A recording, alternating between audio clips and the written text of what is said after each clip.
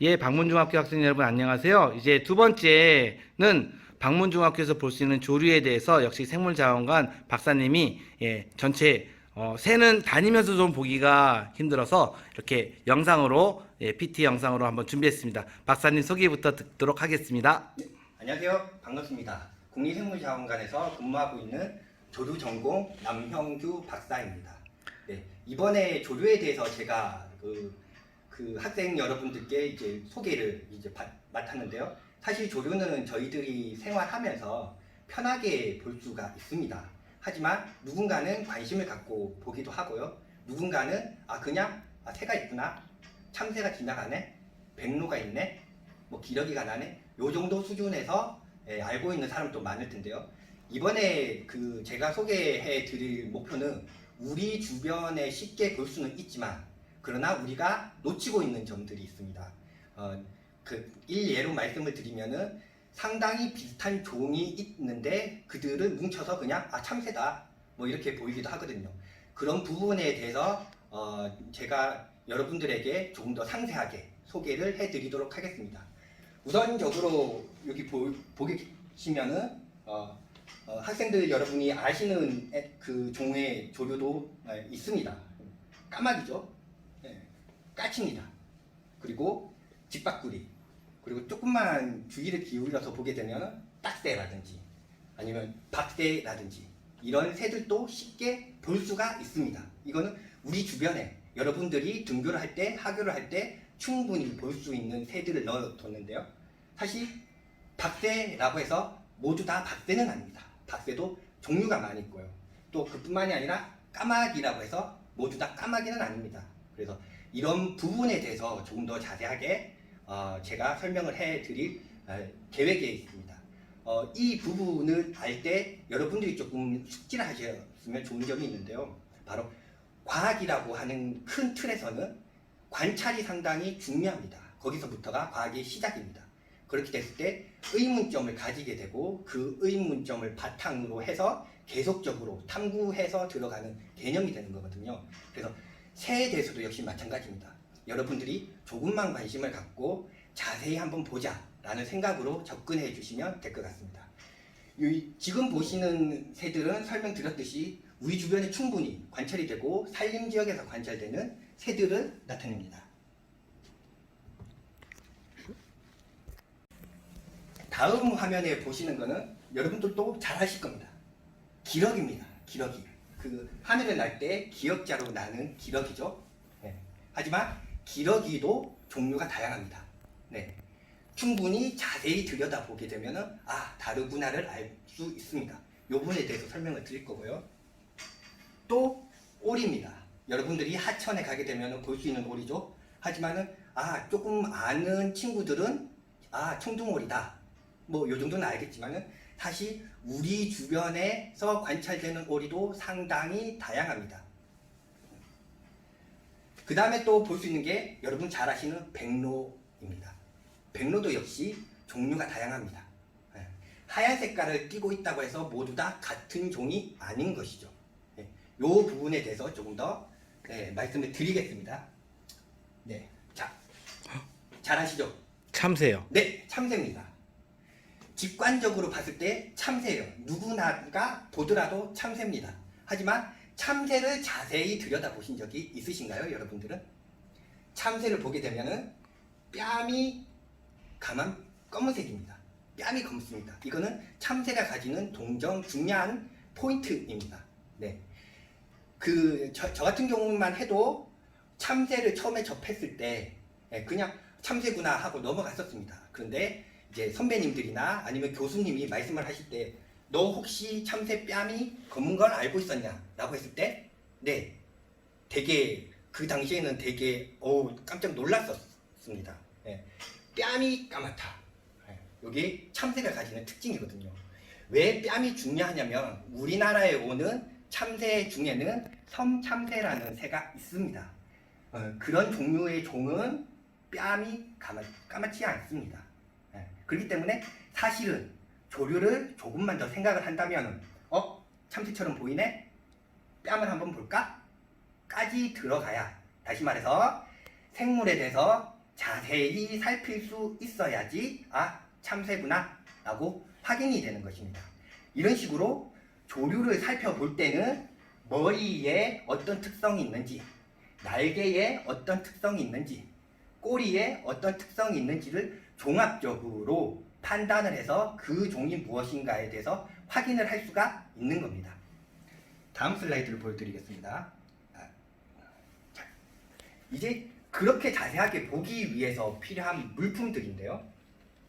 여기 보이시는 건 여러분들이 쉽게 아시는 쌍안경입니다. 쌍안경.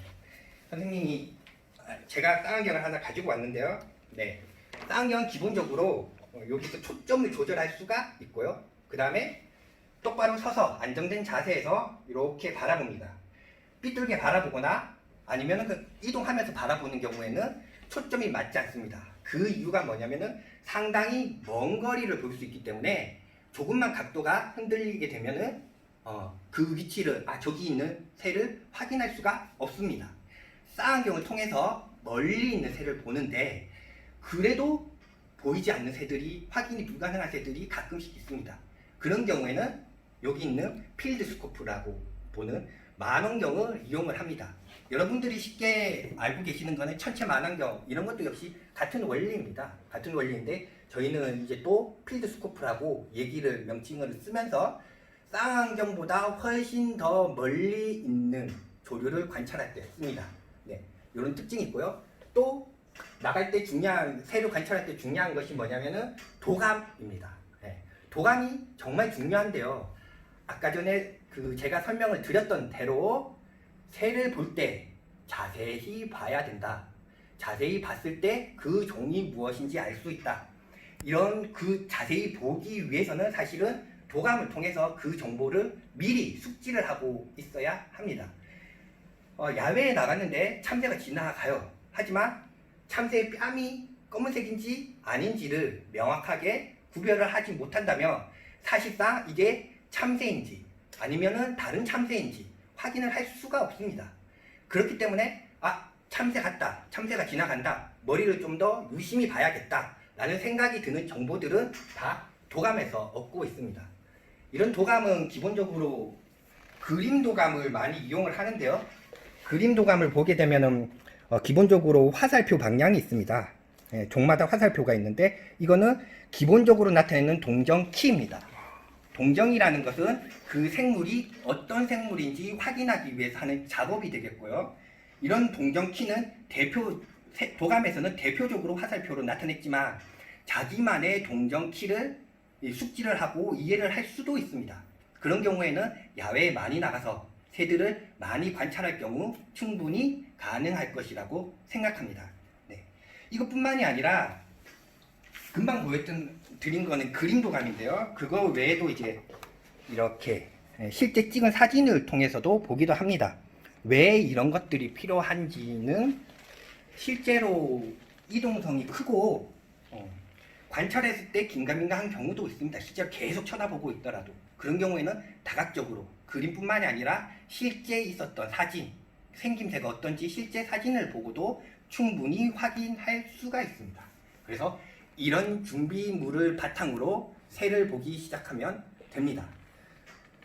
하나 더 이제는 공부를 많이 조금 일정 부분 해야 되는데 어느 정도 숙지를 해야 되는 첫 번째는 이 새가 어느 시기에 오는지를 조금 이해를 하고 계셔야 됩니다. 저희 나라에는 많은 부분이 통과하는 철새입니다. 여름 철새, 겨울 철새, 통과 철새가 있습니다. 당연히 여름 철새는 여름에 우리나라에 와서 번식을 하는 새들을 의미를 하고요.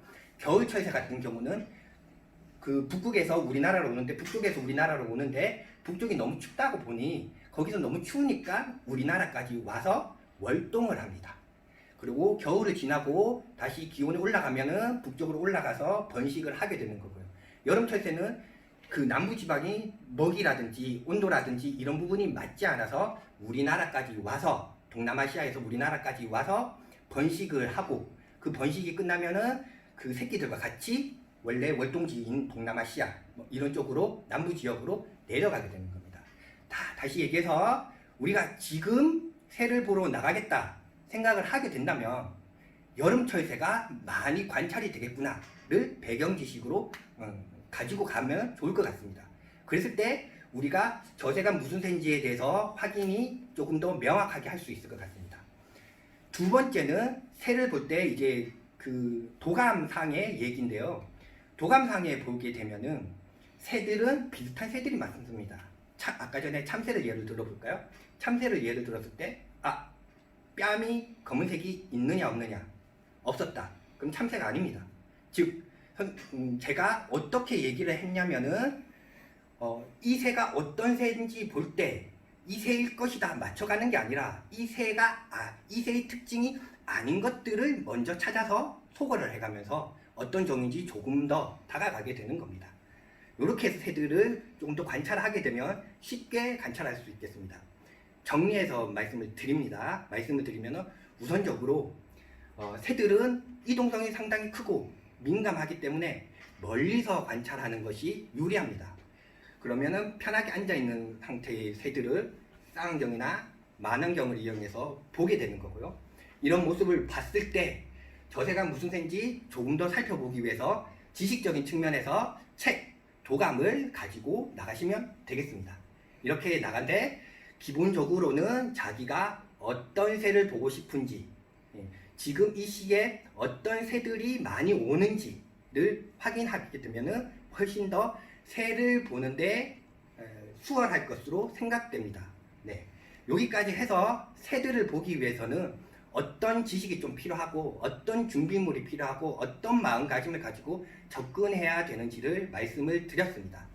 조금 더 보겠습니다. 앞에서 봤던 우리 주변에서 쉽게 찾을 수 있는 산림 내지는 공원에서 볼 수 있는 새입니다. 아시는 친구들도 있겠지만 박새입니다. 박새족. 하지만 셋은 다 다릅니다. 우리나라에는 박새가 여러 종류가 있습니다. 이 종류에 대해서 말씀을 드리겠습니다. 자, 이제 이렇게 보시면 똑같은 새입니다. 똑같은 새.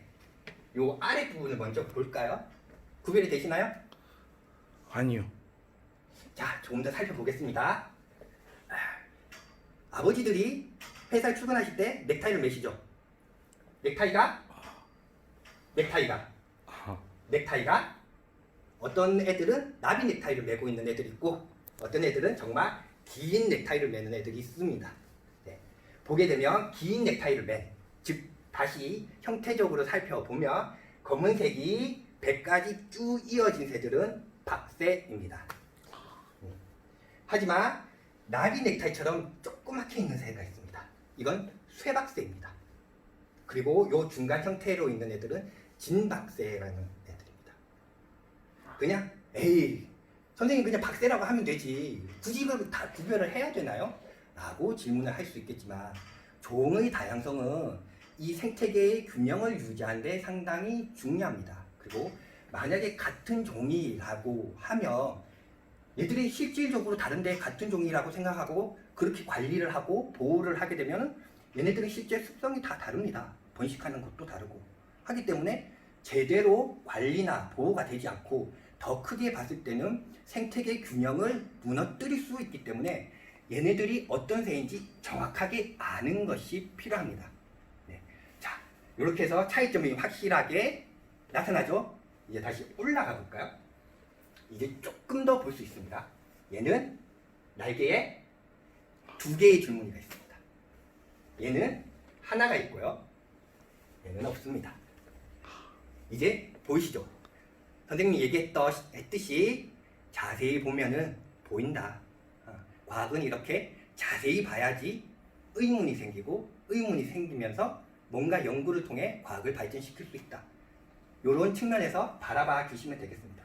하나 더 말씀을 드리면 박새 같은 경우는 등이 약간 녹색도 있습니다. 네, 그래서 우리가 나갔을 때 회색, 머리가 까맣고 회색 새가 있어. 박새류, 박새 종류들이구나 까지 알 수 있죠. 하지만 조금 더 자세히 바라보게 되면 박새였어, 진박새였어, 쇠박새였어 라고 구별을 할 수 있는 거죠. 조금만 관심을 가지고 보시게 되면 알 수 있는 사항입니다. 이건 뭔지 아십니까? 한 번씩 그래도 하쳐나가면 봤을 것 같은데 요 동글동글한 점같이 보이는 것들이 다 새입니다. 새. 겨울에 볼 수 있는 거예요. 하천에서 쉬고 있거나 하천과 모래섬에서 쉬고 있는 기러기입니다. 여러분들 기러기 아시죠? 네. 네. 기러기 같은 경우도 역시 종류가 다양합니다. 그 중에서 자, 직관적으로 또 보게 되면 그냥 기러기네. 그죠? 그냥 기러기입니다. 다시 선생님이 얘기했듯이 자세히 한번 볼까요? 우선 부리 모양을 먼저 보겠습니다. 부리 보이시죠? 같아요? 조금 다릅니다. 네, 달라요. 이 조금의 차이가 얘네들의 종을 결정을 하는 겁니다. 네, 부리를 보게 되면 이쪽에 있는 거는 큰 기러기이고요. 여기는 쇠기러기입니다. 우리나라의 대부분 오는 겨울 철새인데요. 겨울에 그 높은 북쪽에서 이렇게 번식이 끝난 새끼들을 데리고 이렇게 내려옵니다. 내려올 때 정말 많이 내려와요. 정말 많이 내려와서 철원이나 이런 쪽에서 쉬기도 하고 이렇게 무리가 이제 분리가 돼서 이제 우리나라 전역에 걸쳐서 이렇게 월동을 하는 새 기러기 종류인데요. 예, 말씀드렸다시피 큰 기러기는 하얀색이 없습니다. 그리고 부리가 검은데 부리 끝만 노랗습니다. 그에 반해서 하얀 부분이 있죠. 이마 부분이 하얗습니다. 이건 쇠기러기입니다. 네. 선생님이 설명을 하니까 이제 보이기 시작하죠. 보입니다. 네. 새는 이렇게 다릅니다. 조금 더 들어가 볼까요? 역시 큰 기러기입니다. 역시 쇠기러기입니다. 이제 차이점이 좀 보이시나요? 날아갈 때 다리 부분이 네. 큰 기러기는 물갈퀴랑 다리 쪽이 선생님 보이고. 그만 얘기하셨습니다. 네네. 네. 다리는 사실 동정에 티가 안 됩니다. 어떤 부분을 티가 봐야 없군요. 되냐면 줄무늬 보이십니까? 줄무늬. 네, 줄무늬가 없습니다. 네. 새들이 날아갑니다. 쌍안경을 통해서 새들을 봅니다. 배에 줄무늬가 있다. 저거 쇠기러기네. 줄무늬가 없네. 불이 하얗게 보이는 기보다는 밝게 보이기보다는 검은네. 큰 기러기네. 보이시죠? 자세히 보는 만큼 보입니다, 여러분들. 요건 뭐죠? 백로. 네, 백로입니다. 역시 우리 주변에서 쉽게 관찰할 수 있는 백로입니다. 백로는 여름 철새고요. 우리나라에서 번식을 하고 번식을 할 때 집단 번식이라고 표현을 하는데요. 다양한 종류의 백로들이 한꺼번에 혼성을 이루어서 나무 위에 나뭇가지를 이용해서 둥지를 틉니다. 한 번에 둥지를 틀게 되면은 그 둥지 수가 500개가 넘어가는 것도 많고요.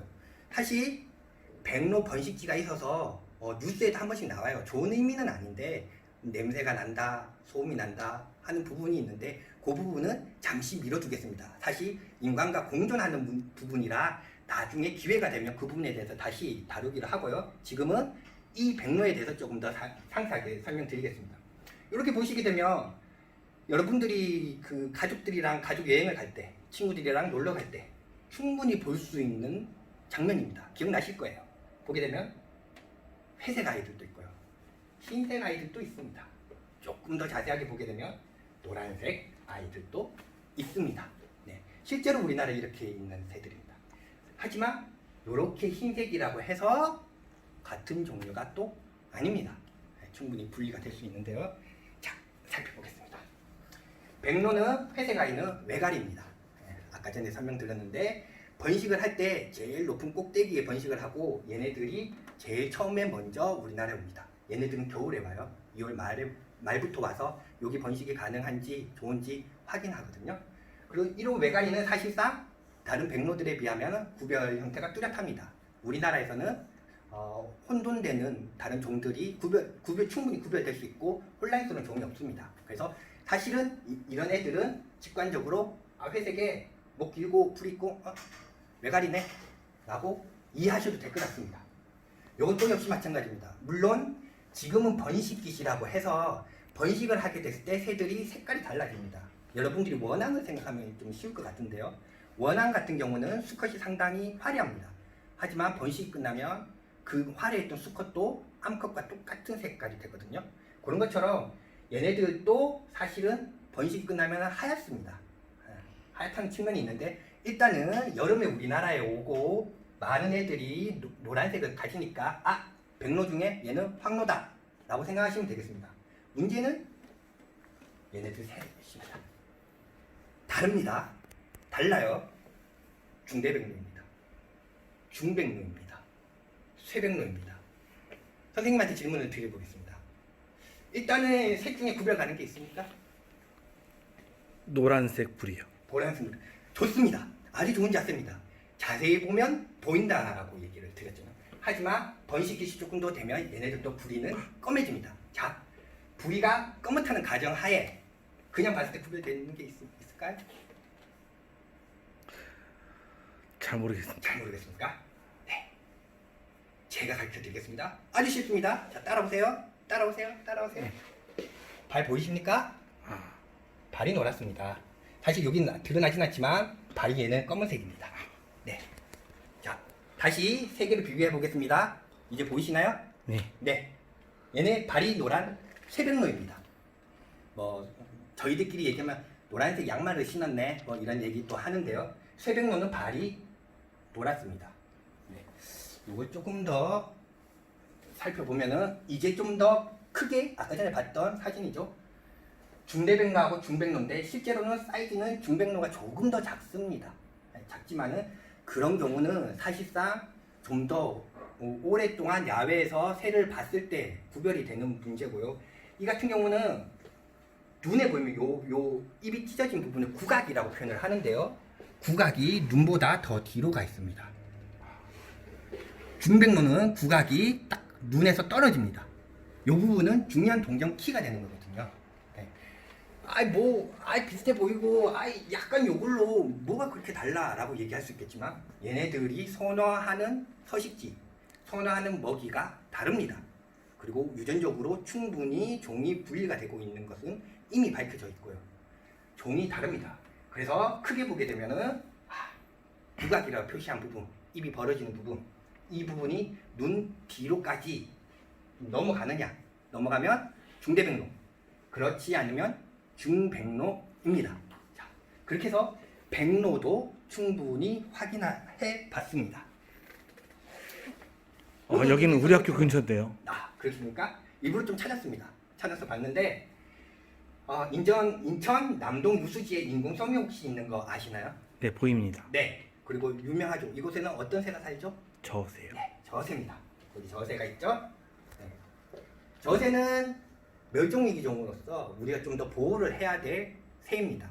그리고 번식하는 90% 이상의 개체군이 우리나라 인천 중부 지역 내지는 서해안 지역에서 번식을 하기 때문에 번식지가 소실되면 사실상 이들은 우리나라에서 번식지를 보호하지 않으면 사실상 이들은 개체수가 급격히 감소될 수밖에 없는 위치에 있습니다. 네, 조금 더 신경을 써야 되는 종인데요. 저새도 계속적으로 이렇게 나타내는데 당연히 두 종은 다르겠죠. 다르니까 선생님이 이렇게 나타냈겠죠. 다릅니다. 하나는 여기 있는 거는 노랑부리 저새고요. 여기는 저새입니다. 우리나라에 번식을 하는 애들 대부분이 이 저새인 거죠. 이제 좀 보입니까? 어떤 점이 차이가 있을 것 같아요? 일단 네. 눈 색깔이 다릅니다. 네. 눈왕과 불이 연결 부위가 다르고, 맞습니다. 네, 다음에 불이 끝 색깔이 다른 네, 거. 맞습니다. 이제 보이기 시작합니다, 여러분. 네, 정확하게 선생님 말씀해 주셨는데요. 노랑부리 저새는 눈 주위의 피부색이 검지가 않습니다. 하지만 저새는 눈 주변 부리색, 이마 색깔이 검습니다. 이걸로 야외에서는 동정키, 이게 중요하구나 해서 이런 부분들을 확인을 합니다. 이를 통해서 노랑부리 저새구나를 알게 되고요. 그리고 또 하나 중요한 건 노랑부리 저새는 우리나라에 월동하러 오는 겨울철 새가 많습니다. 네, 아까 전에 처음에 얘기했듯이 어떤 시기에 오는 새인지를 알게 된다면 미리 공부를 하고 간다면은 노랑부리 저새 같은데 혹시 아닐 수도 있으니까 조금 더 자세히 보자. 겨울철에 오고 조금 더 자세히 볼까? 역시 아니네. 여름에 오는 애들은 저새네 라고 알 수가 있습니다. 네. 어때요? 뭐 좀 무섭나요? 어떻게 보이나요? 뭐 벌레가 막 있는 것 같기도 하고 이런 모습이 보이는데 사실은 여기는 까마귀들이 이렇게 하늘을 뒤덮습니다. 네. 도시 앞인데요. 네네, 도시에 지금 실제 우리나라에서 관찰된 까마귀들의 떼입니다. 겨울철에 계속적으로 오고 있고요. 울산 이런 곳에는 이미 울산에 대나무 숲이 있습니다. 대나무 숲을 잠자리로 이용하는 까마귀들입니다. 예. 이게 제일 처음에는 뭐 배설물이라든지 소음이라든지 이런 부분에 대해서 어느 정도 문제가 됐는데 이걸 관광 상품화하자. 대나무 숲으로 쫙 자러 들어가거든요. 그때 엄청 좋습니다. 와, 규모가 좋고 경이롭습니다. 아, 자연이 이렇게 경이로울 수 있구나라는 느낌을 받는데 아주 까마귀와 사람이 공존하기 좋은 모델입니다. 네, 이런 특징이 있어요. 관광 자원으로도 활용을 하고 있다는 걸 먼저 말씀을 드리는데 역시 다르겠죠? 다릅니다. 까마귀인데도 종류가 다릅니다. 사실 이거보다 조금 더 많이 있지만 대표적으로 가지고 왔습니다. 요건 까마귀입니다. 요건 까마귀입니다. 요거는 큰부리 까마귀입니다. 까마귀와의 차이점은 이마 부분이 각이 져 있어서 더 올라와 있습니다. 이 부분 한번 보실까요? 네, 올라와 있습니다. 두툼한 느낌이 나고요. 실제 부리도 훨씬 더 두꺼운 느낌이 납니다. 보게 되면 까마귀는 부리부터 시작해서 일직선으로 가는 느낌이 좀 더 크게 납니다. 네. 그리고 아까 전에 봤던 대규모로 보이는 울산에 온다고 했죠. 그 월동 겨울에 겨울철새로 오는 애들은 떼까마귀입니다. 부리 색이 완전히 그냥 다르죠. 네. 이처럼 다시 짚어드리면은 그냥 검었습니다. 그죠? 까마귀입니다. 하지만 더 자세히 들여다봅니다. 까마귀도 큰부리 까마귀, 까마귀, 떼까마귀구나 알 수 있습니다. 과거는 이렇게 조금 더 깊이 있게 다가가는 게 중요합니다. 자, 이거 보이십니까? 바다죠. 바다의 갈매기입니다. 갈매기는 정말 종류가 많습니다. 이거 좀 야외에서 많이 조사를 하는 사람들도 갈매기 종류 구별하는 게 상당히 좀 어려워합니다. 실질적으로 많은 새들을 접한다 하더라도 조금 더 봐야 되는 게 집중해서 보고 신중해야 되는 게 갈매기다 라고 얘기를 하는데요. 역시 다른데 많이 보이는 종류입니다. 갈매기죠. 갈매기인데 여기는 괭이갈매기입니다. 여기는 제갈매기입니다. 네. 얘네들은 상당히 많은데 동경 포인트를 보게 되면은 얘네들은 색깔이 훨씬 짙습니다. 네. 등 부분, 날개 부분의 색깔이 훨씬 짙고요. 멀리서 봐도 부리 끝부분이 훨씬 더 짙은 느낌이 강합니다. 네. 괭이갈매기는 그런 짙은 부분의 느낌이 상당히 강하고요. 네. 제갈매기는 짙은 부분의 느낌이 좀 약합니다. 그리고 다리를 보게 되면은 의심할 여지가 없죠. 사실은 중요한 키가 어떻게 되는지를 조금만 더 익숙하게 알고 있으면 갈매기가 아니라 괭이갈매기, 제갈매기 이렇게 알 수가 있는 겁니다. 네. 네. 여기까지 해서 선생님이 전체적으로 새에 대해서 말씀을 드렸습니다. 사실 우리 주변의 새들은 아까 전에도 말씀드렸다시피 정말 많은 새들과 함께 살고 있습니다. 대부분은 비둘기네, 까치네, 참새네 하고 넘어갈 수도 있는 부분이죠. 하지만 과학적 사고로 조금 더 자세히 들여다보면 다른 새구나, 박새 종류 중에 어떤 박새구나, 쇠박새구나, 진박새구나 이렇게 구별이 가능하고요. 또 꼭 비단 새뿐만이 아니라 과학에 조금 더 관심이 있으시다면 자세히 한번 바라다 보게 되면 정말 아름다운 모습, 그 생물이 무엇인지 찾을 수 있을 겁니다. 네, 여기까지 선생님이 설명이었고요. 그 이외에 궁금한 점이 있으시거나 이러시면 연락처 아마 자막에 나가고 있죠. 네, 이쪽으로 연락 주시면 될 것 같습니다. 네, 예. 감사합니다. 예, 선생님 설명 감사합니다. 네, 감사합니다.